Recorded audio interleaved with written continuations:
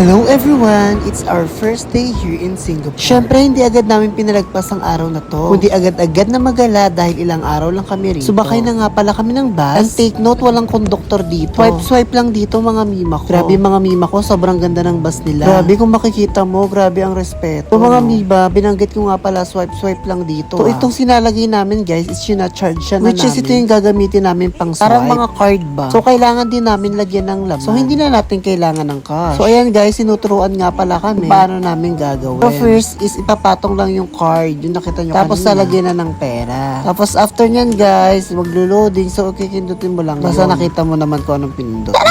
So ayan na nga guys, ayun yung kasi yung gagawin natin sa lahat. Ayun yung gagamitin natin sa lahat. Para makasakay-sakay tayo ng bus station, MRT. Kaya guys, pag sumakay ka ng bus dito, pwede ka mag 1, 2, 3. Pero guys, dahil sa sobrang honest sa mga tao dito, hindi uso yun dito mga mima. Dito sa Singapore, talagang tapat yung mga tao. Kaya ang taong tapat o ang kabansang tapat ay siyang pinagpapala. Tingnan mo naman ang Singapore, sobrang yaman nila. Kahit sobrang liit lang na country. So ayun ang mga mima ko, nagsipasok na kami sa bus. Siyempre hindi rin ako na magpadaig. So ayun ang mga mima ko, balance is the key. And then after that is nakarating na rin kami. Ang una namin ginawa guys, paglabas namin pumunta muna kami guys sa kainan. Kasi guys, hindi pa po kami kumakain. Minsan pupuntahan namin is mas mura.